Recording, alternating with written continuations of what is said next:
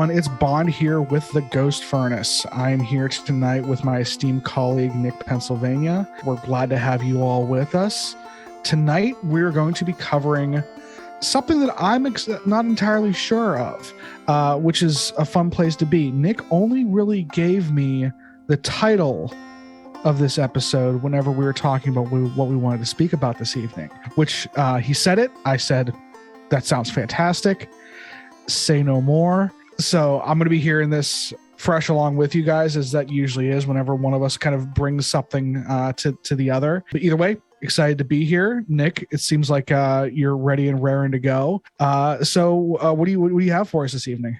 Well, I've got some notes down here. It's been a curious thing for this week.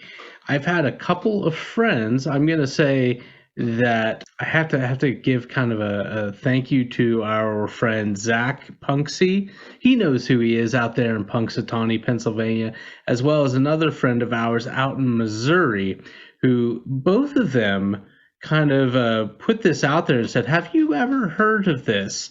And it's a supposed Pennsylvania cryptid. However, I'll get into why I call this faux Klore. That's FAUX-KLORE. I spelled that without pen and paper. All right. No, have you ever, Brendan, heard the tale of the squonk? Okay, so I've heard. Okay, this has been a recent thing. I only know about this because of Instagram. I can't remember what it was on or whose profile it was, but someone had a cartoonish looking creature, and it was labeled as a Pennsylvania cryptid, which obviously drew my attention. And it had this squonk there. And I'm trying to remember off the top of my head what it's like defining. It looked almost like had small legs, kind of like a football shaped body. And I remember it crying. Those are the beats that I remember taking away from it. But that's my only passing knowledge. I remember thinking I need to look this up, and then it left my brain until now. Okay, well, I'm glad that you saw that, because apparently, and for whatever reason, this has gained some traction very recently. And so, yeah, I had a couple people that I know, a couple acquaintances, friends and acquaintances, reach out to and kind of say, do you know anything about this? Because, of course, they know what I'm into, all things Pennsylvania, and exactly. All things kind of odd. And yeah, at the time, at face value, I knew very little of this story, and I kind of want to get into why I call it faux Klore. But I believe it was either Henry Shoemaker, our first state folklorist here in Pennsylvania, a position kind of created for him in the 1930s, and who kind of has a bit of a checkered history with the truth and history itself. It was either in his writings, or more likely in the writings of James York Glim, that I had heard of the squonk. And I believe it was James York Glim, the late English professor up at Mansfield, and banjo player too. I should note, when you listen to us and you hear that banjo in the beginning, that's actually me playing banjo. And so there's a great lineage of people into folklore and banjo here in Pennsylvania. Oh my gosh. Okay. I remembered when Zach asked me, hey, do you know anything about this thing? I said, yes.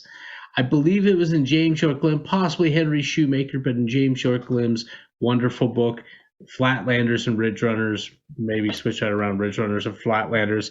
One of my favorites. He said, great book.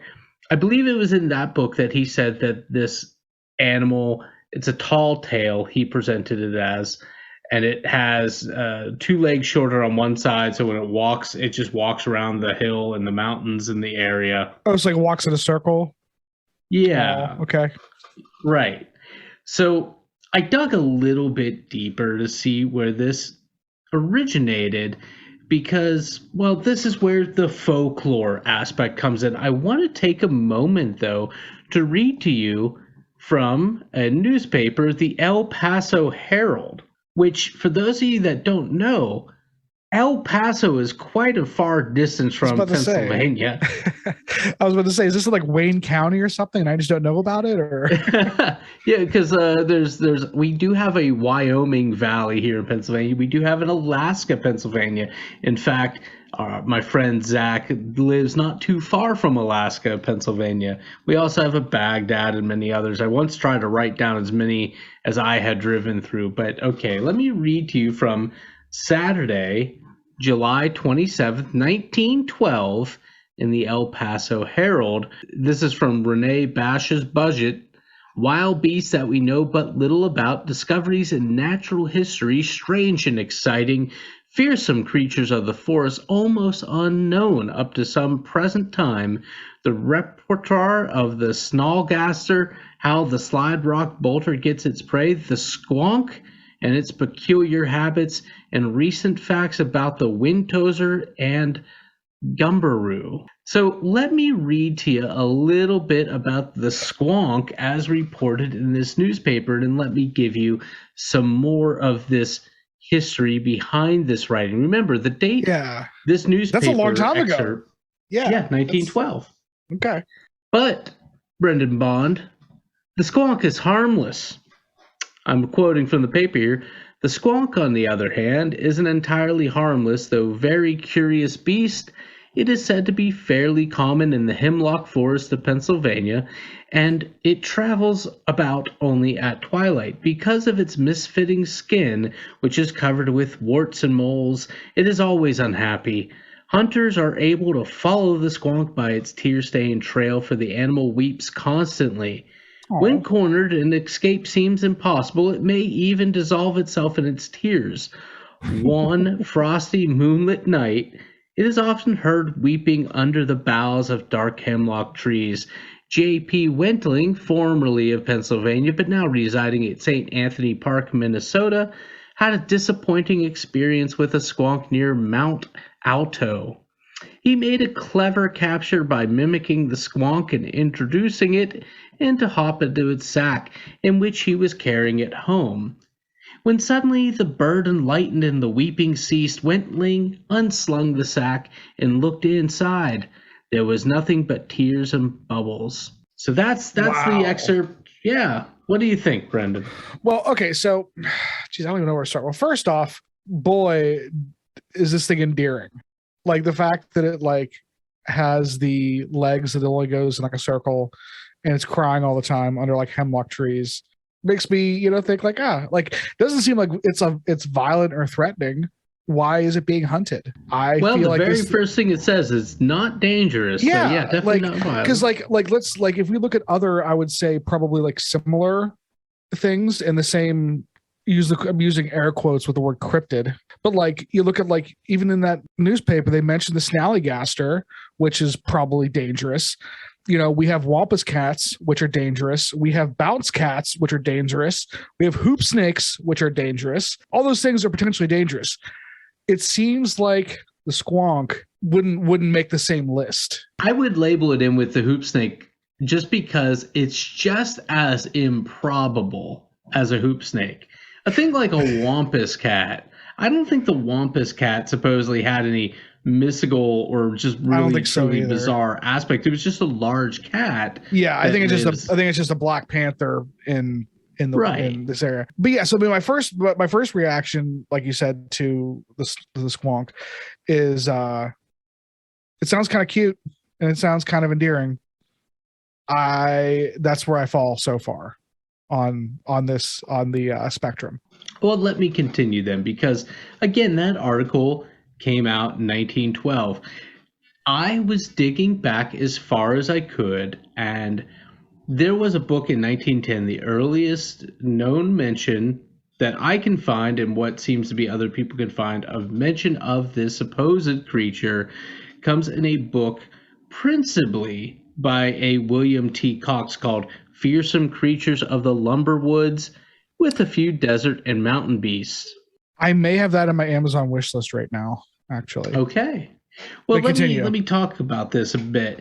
It seems to me that the book was tried to be presented off as genuine tall tales and folklore that was collected from different timber regions. And of course, our northern tier, Pennsylvania, almost immediately north of where you and I live, was clear cut, was a lunar landscape effectively. Great swaths of our forests were just clear cut. In fact, many of our northern tier towns here in Pennsylvania lived through an era from about 1920 into the 1950s known as the brush heap era, where some of our cities, tiny as they are, like a city in the northern Pennsylvania sense, is essentially anywhere with more than 5,000 people. That's a really large inhabitants. Some of our cities were at risk of burning down, and occasionally some did during this period. So here's the issues I have and whatnot. When you look at this book and you read up on some of these supposed tall tales, one, these tall tales don't appear to be a real collection of stories out in the wilderness as told by creative and wonderful liars and spinners of yarns, or by incidents that one actually had but can't fully explain. And the names for these, like the Gummeroo, the Snolligoster, the Tote Road Shagamaw, and the Hugag, I mean, they sound to me like these are the creation of one or two minds, and it's along the line of like Lewis Carroll. I don't know if you've ever read through The Looking Glass with the Bandersnatch and the Jabberwocky, but the names are much along those lines. Whereas I think more organic kind of folklore comes in. It's usually not as crazy, sort of, and you would think too that the types of the ethnicities that were our woodhicks here in northern Pennsylvania were distinctly different from those of the desert, because there's a few desert and mountain beasts in there, and is distinctly different too from those, say, in Minnesota. This J.P. Wentling, I do think his name was John Paul Wentling, he was a forester. He's the same man who, in that article, supposedly caught one of these squonks, and it's said to have dissolved in its tears. He was a real forester out here in Pennsylvania, and he and Cox knew one another. And I do think that this story may be in part his fabrication. I think the two were kind of working on this together. I should mention too that when looking at this, there are a couple mentions of squonks in literary stuff, including I cannot mention Steely Dan, very literary, song Any Major Dude Will Tell You, which is track 3 on side 1 of 1974's Pretzel Logic, which is the third Steely Dan album, for a total score of 7, Brendan, if you're getting into numerology over there. The second verse, for a total score of 9, reads, "Have you ever seen a squonk's tears? Well, look at mine. The people on the street have all seen better times." Steely Dan. It's poetry right there. Right? I think it's incredibly interesting that a major band of the time has a reference to a school. Like, I'm really surprised at how many different references you've come across.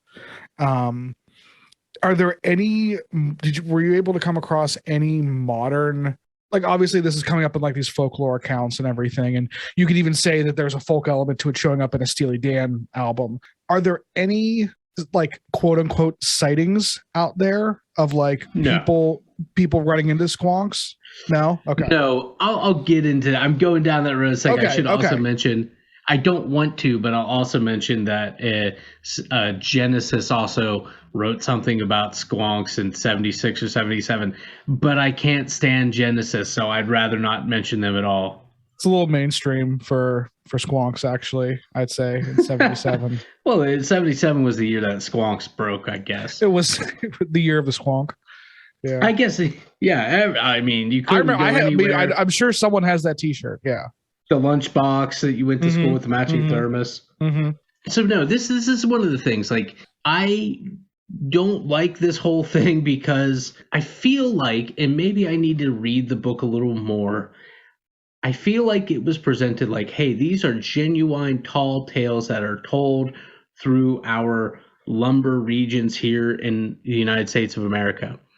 That seems to be demonstrably not the case. These seem to be entire creations with Shoemaker, Henry Shoemaker, who we've talked about a lot here, but more so in our Dr. Pennsylvania podcast thing. We've talked about a lot of his supposed histories and supposed lore appear to be entirely fabricated by himself.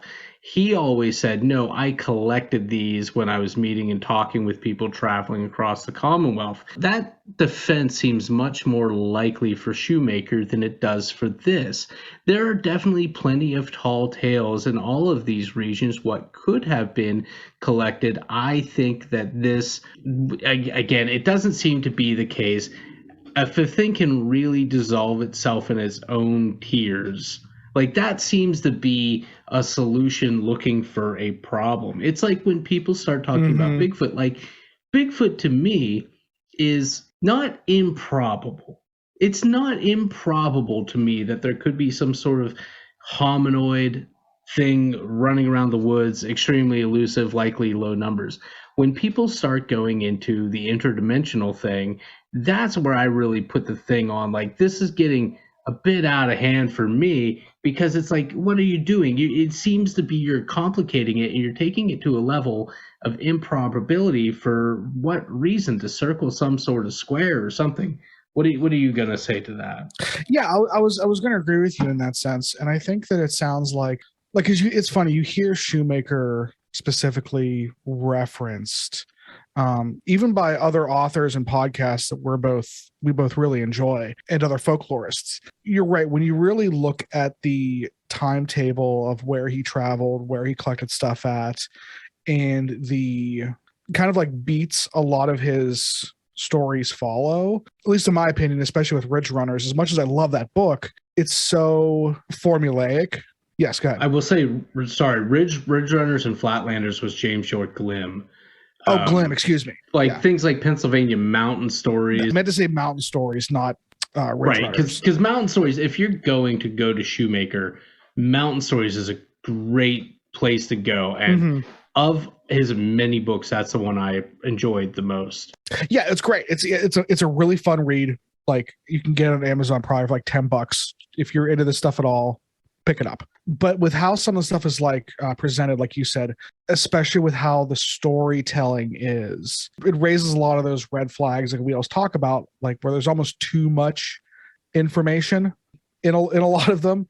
But either way, regardless of the full credibility of Shoemaker, I think that when it comes to things like the squonk specifically, it kind of gets into that folklorish realm of, is it just a fun story? Because like there's no cautionary tale element with like a squonk, which is why I think it's so different than again, even some of the crazier ones like hoop snakes or snallygasters, or obviously even, big cats or potentially Sasquatch. Those things you can see them saying to other woodsmen or people who are living in those areas to, like, quote unquote, stay out of the woods, because otherwise insert cryptid.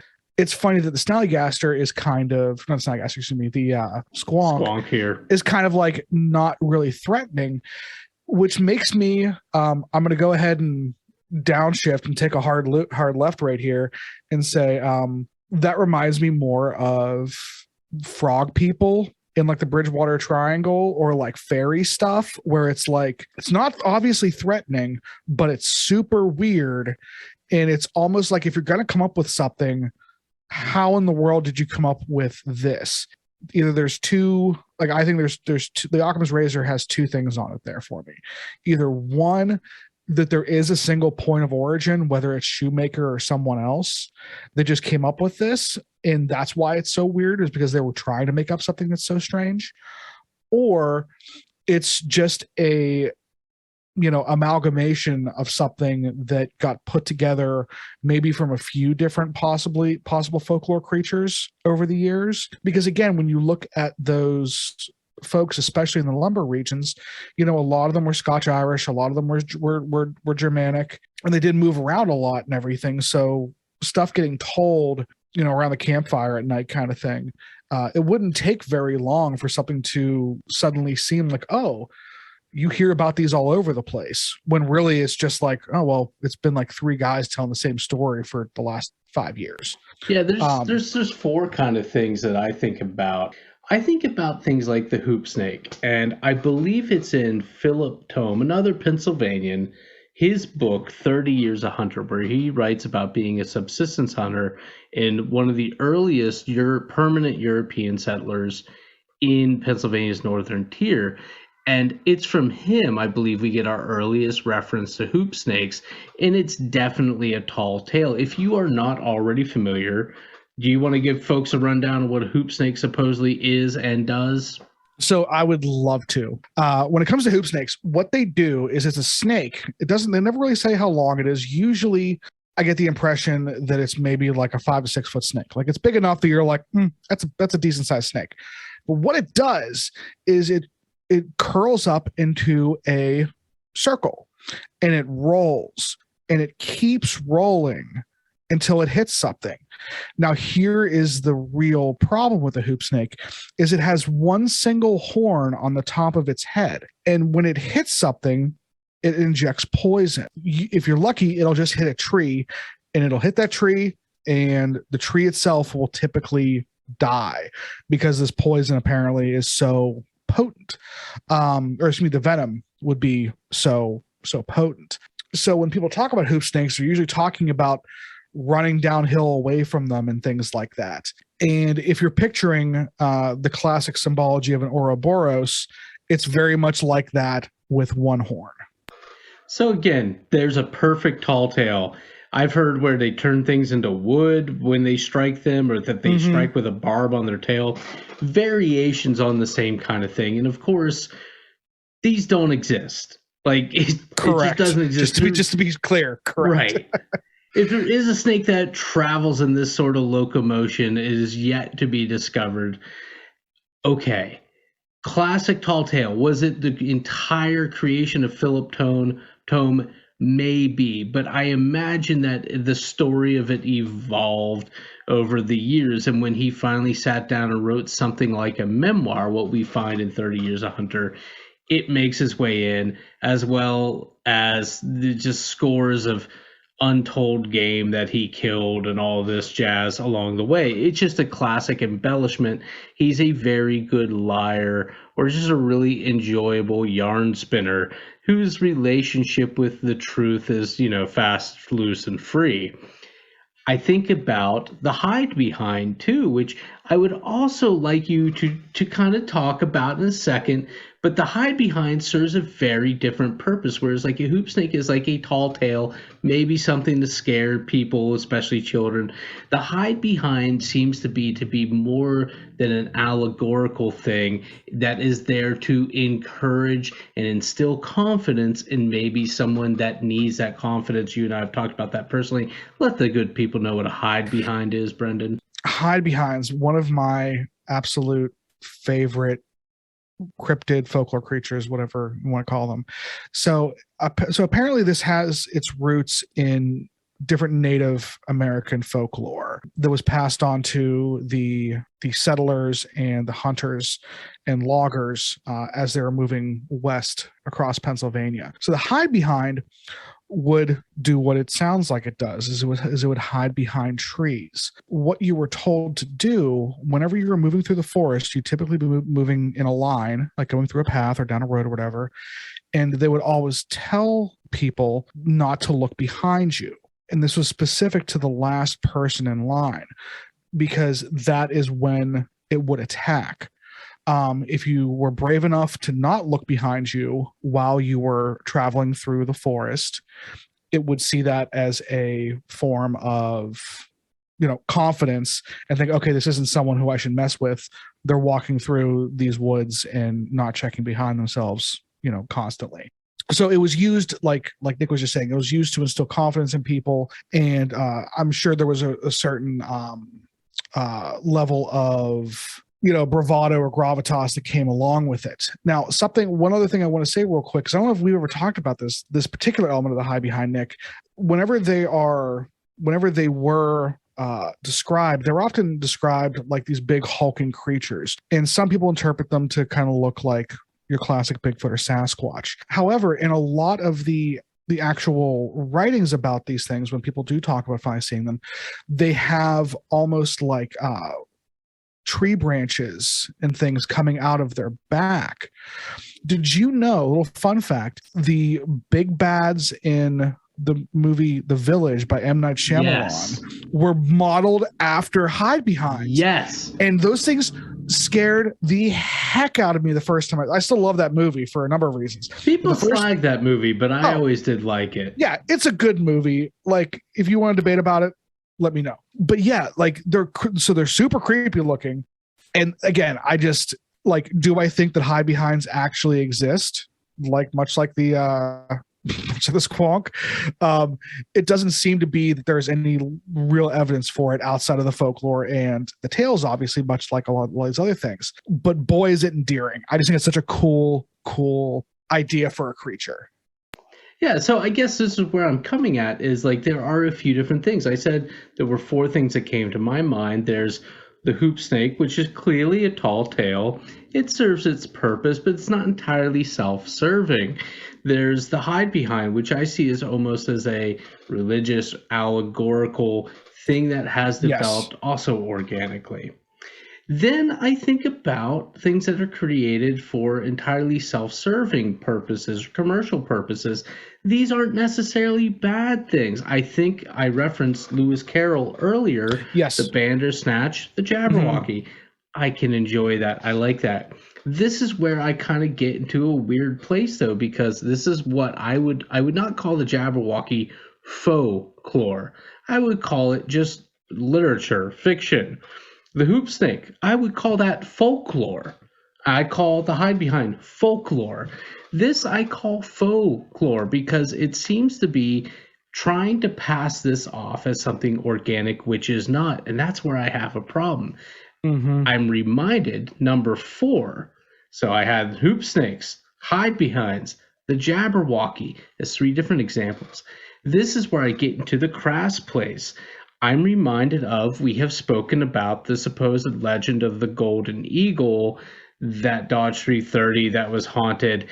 Yeah. And so I guess this is what I'm on record. I tried to think very deeply about my feelings about this, and I find this irritating. When you're trying to create something organic, when you're making something and you're passing it off as organic. And with my regards to the automobile a few conversations ago, I suppose my issue is not that these writers are lying, as all myths are lies of a kind, but that they're doing it strictly for commercial benefit, self-serving benefit, be it for their books or the potential financial benefits of owning a fleet of supposedly haunted vehicles. I don't believe, to your earlier question, that do people have supposed sightings of squonks? I have not seen any evidence of that. Of course, now that this seems to be getting popular on the internet, I don't know if we will, because, well, I mean, I don't know for sure, but though if the internet or MLM cults have taught me anything, it's that people seem all too eager to believe some degree of nonsense. And I can state that while this is highly improbable, like I said earlier, things like Sasquatch aren't entirely inconceivable to me. This whole squonk thing, it's just a bit silly. It's dissolving itself in its own tears. And some people have said that it's crying because it's so ugly, like we read in that newspaper from 1912. Well, ugly is in the size of the beholder. Like tap ears mate. Like tap ears haven't gone extinct because they're not very pretty to look at. You know, there's lots of very ugly things out there, but again, it's the character in the eye of the beholder. Yeah, exactly. It is funny. I think this goes back to something we have talked about before that I can certainly expand upon. I think you're right with a lot of the things that you're saying, and it kind of reminds me of, people trying to make money off of like urban legends and creepypastas and things like that, where they're developing them possibly for just like financial gain. Obviously, not cool. But like I mentioned earlier, I was curious to see if people had actually seen these things. You said not so much yet, but you wouldn't be surprised. I would agree with you that I think it's actually more likely that we will see people coming forward with experiences with these things, because again, something we talk about all the time is the co-creative element of the other and all this stuff that we don't understand, and how our brain will put possibly in some instances will almost skin these things, and our brain will see what we want to see. That's why certain people see a Sasquatch when like other people see a bear, maybe, or some people don't see anything at all. One of the stories that kind of reminds me of, I just heard recently off of an old episode of The Campfire with Jim Harold, was a father and a son. I think it was a father and son, might have been a grandfather and a grandson, but regardless, these two were convinced that they saw a velociraptor, like right out of Jurassic Park. And they were having this conversation about it maybe being like a time slip kind of thing. And that's kind of what they brought up as like a possible explanation for what they had seen, because that seemed more reasonable than an escaped velociraptor. There was a government experiment or something like that. Well, the thing is velociraptors, as we know in Jurassic Park, those never existed. Actual velociraptors are about the size of chickens. So those people saw something that never existed. It doesn't have it didn't have a real world analog that they were now seeing. And again, we've talked about this with like Slender Man and other things like that when it comes to like tulpas and things. Like, we don't know what we're seeing when we have these really weird occurrences. And it probably runs the spectrum from things that are very real flesh and blood, just misidentified, to the really woo crazy stuff with portals and things being interdimensional. So I think you're right. I think we probably will have people in the upcoming years that say, yeah, I did see a squonk, and they might not be lying when they say it. They might really believe that, because as this and other creatures like it make their way into our stories, into our folklore, into our urban legends, into our subconscious, we're more likely to experience them when we are experiencing the other. Yeah, you went to two really great examples there, and I was thinking of the Slender Man thing as well, because we can pinpoint when that started. We can, like this book, we can pinpoint when that was first put into word. Yes. And it's only grown from there. And that's something that has kind of occurred in our lifetime. Of course, there's like shadow people. There's stories of before that, but which is kind of a similar vein. Mm-hmm. But yeah, there are definitely people. Of course, there was some violent things that occurred with some young children because of their supposed belief in this. And I was so happy when you mentioned, yeah, the velociraptor came up maybe a little higher than the average adult person's knees in 71 some million years ago. So the velociraptor that you see in Jurassic Park, if there's some sort of time slip, if that's a real thing, then you've mistaken something else, because that was just, there's not the fossil evidence to suggest that velociraptors got that big. So yeah, that's really interesting. I'm happy that you point all those things out. I guess I just want to really go on record clarifying again. I love entertaining liars, and I love collective myth making, like things like Slenderman and Hide Behind, and these cultural stories that we carry with us, because I do believe that they tell us something about what it is to be human, and they mask some of our motivations. We have these fears of dark places and the fears of the woods, and our continually modern attempts to separate ourselves as being other from nature at times. I think they shed light on motivations that we might even be aware of. And I guess my real issue is just when people try to crassly commercialize on a thing, not by saying I'm writing something of fiction, but by trying to pass a whole cloth fabrication off as being the truth. I guess at the end of the day, that's the line where I will dismiss something out of hand, and I have a hard time even enjoying it. I can enjoy Lewis Carroll. I have a hard time enjoying the Amityville book and those original Amityville movies because I just there's more and more to suggest that these were just lies that were tried to pass off as true. Yeah, really. I mean, yeah, there's a lot of I mean, you see it with anything related to the Warrens, honestly. People that are trying to make money off of this stuff, and it really, you're right. I think that it does pollute it, and it does move it from the realm of, folklore to commercialism.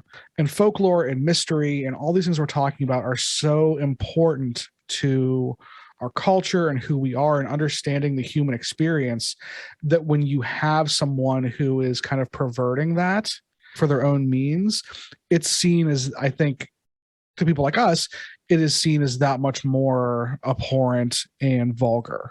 Yeah, and I'll say with regard to things like the Warrens, and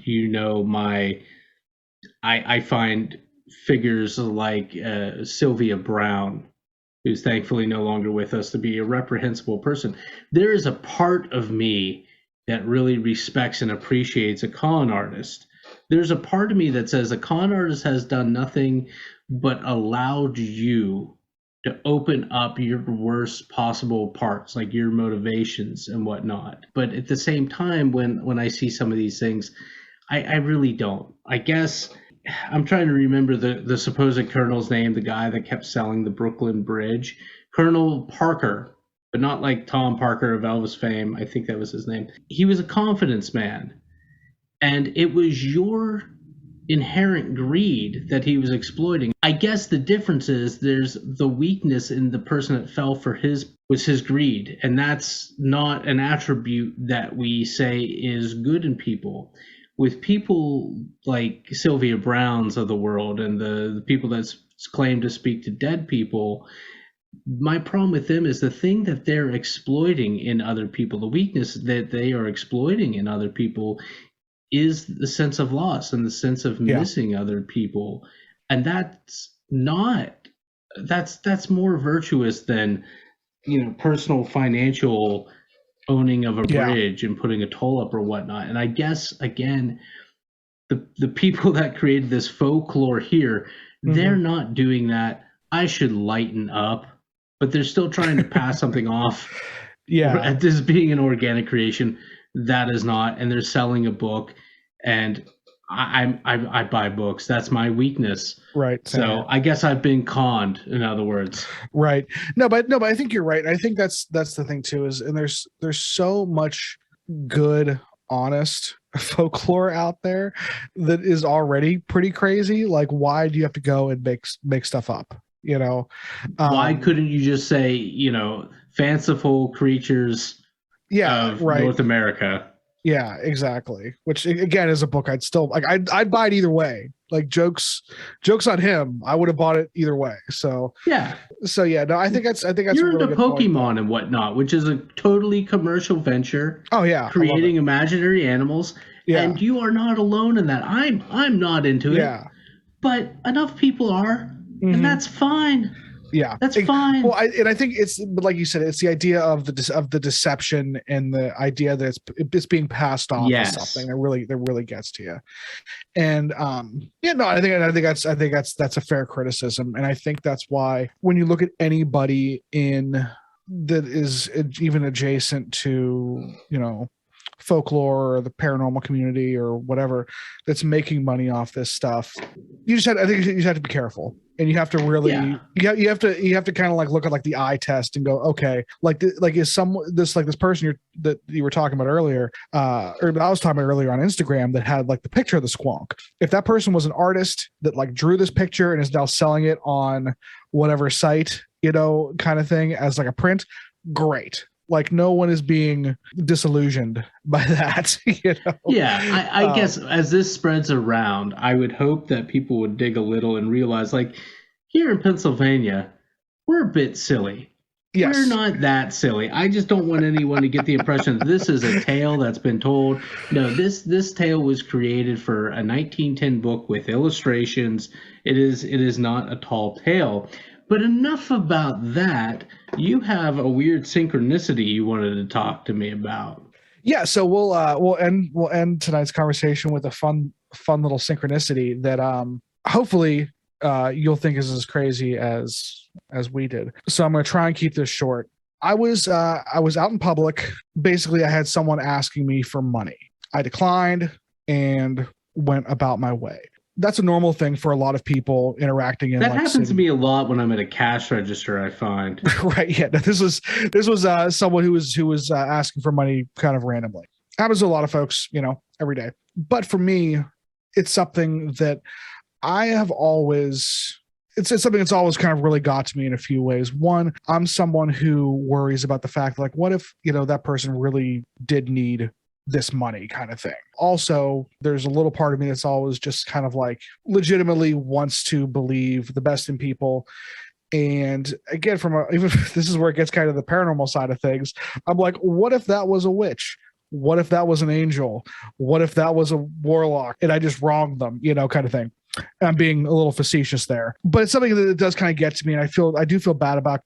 So I called my friend Sarah, who we have actually heard on this show. One of our first episodes was a EVP with her and her husband Edgar that they captured out in Gettysburg.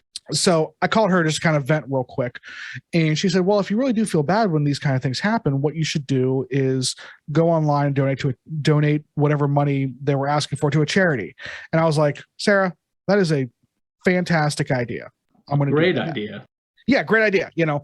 Later that day, I follow quite a few cat profiles on Instagram, and one of them is a cat rescue based here in Pittsburgh. And so I was like, oh, I'm like, yeah, I should donate. So I hop on their website and I go on their Amazon wish list and purchase it was like a kitten like playpen type thing on their Amazon wish list kind of thing. And I was like, like a few kittens will be a little happier and easier to wrangle for these people doing good work, kind of thing. So after I purchased it, I took a screenshot of the cart and sent it to Sarah saying, "Hey, thanks for the excellent advice. Here's some kittens that are going to be a little happier because you gave me good advice," kind of thing. I'm not going to say the person's name, but it had the person, not their address, but it had their name because they're like the proprietor of whatever cat rescue.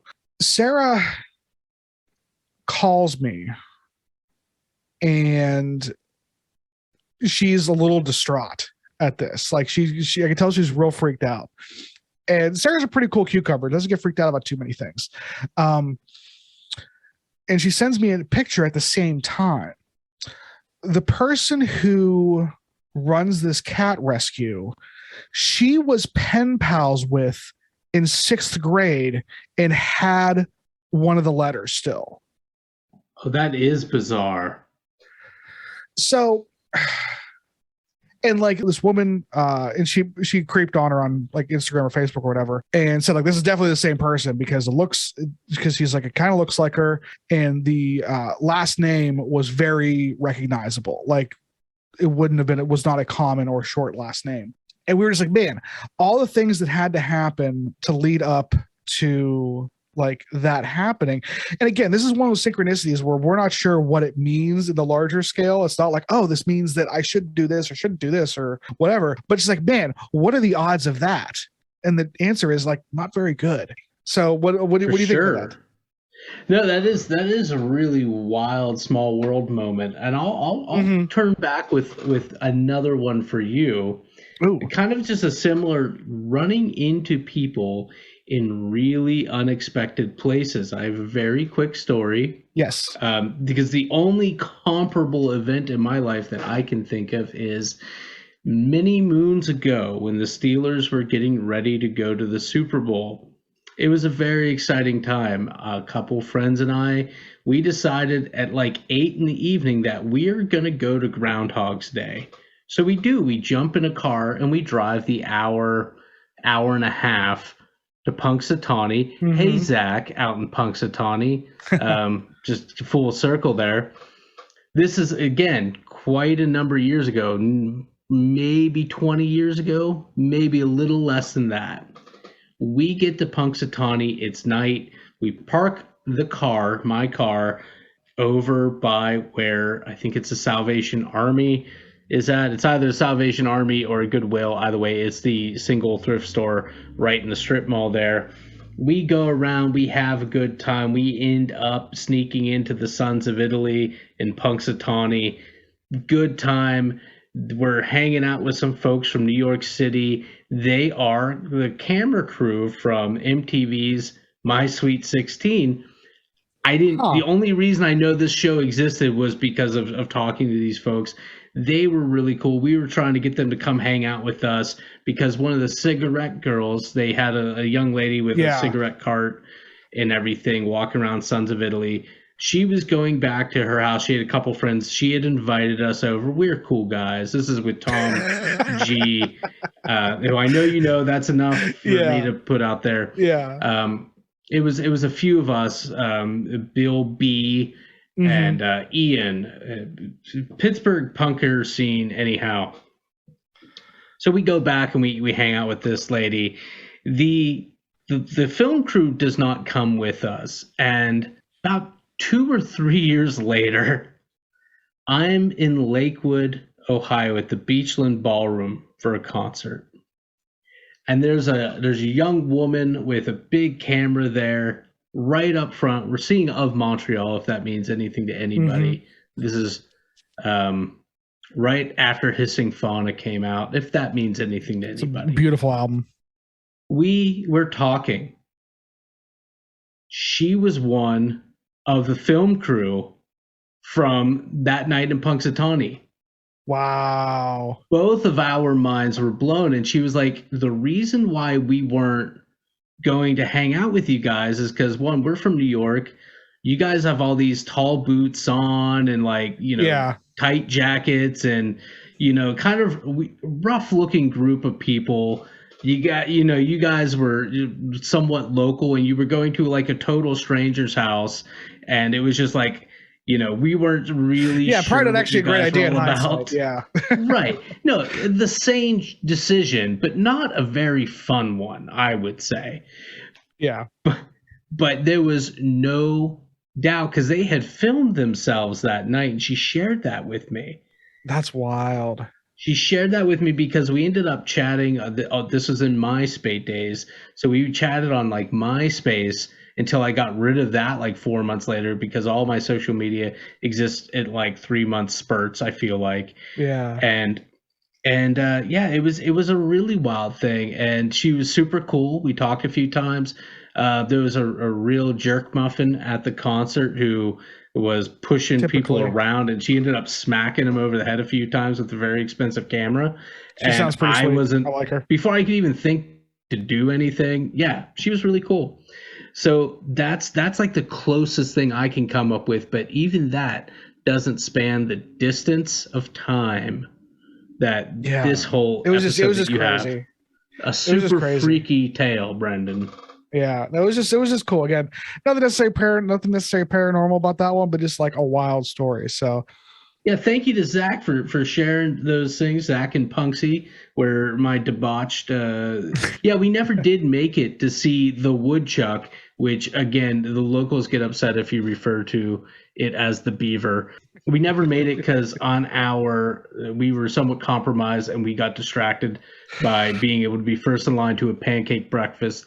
So we listened to the most famous groundhog in Pennsylvania being pulled out of a log over the radio while we were over at like a VFW hall eating pancakes in a completely empty VFW. Yeah, which is still a very Pennsylvanian thing to do.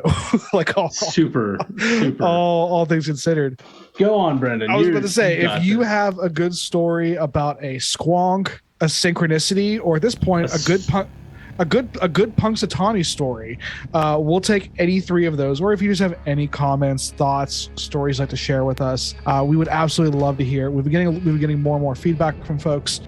So thank you very much. If you're saying to yourself, I kind of like to contact these guys, but I don't know if I should, just do it. we'd love to hear from you. It really does make our day every time someone reaches out with anything. But so if you'd like to do that, you can find us on Instagram or Facebook, or if you would like to email us, you can email us at theghostfurnacepodcast@gmail.com.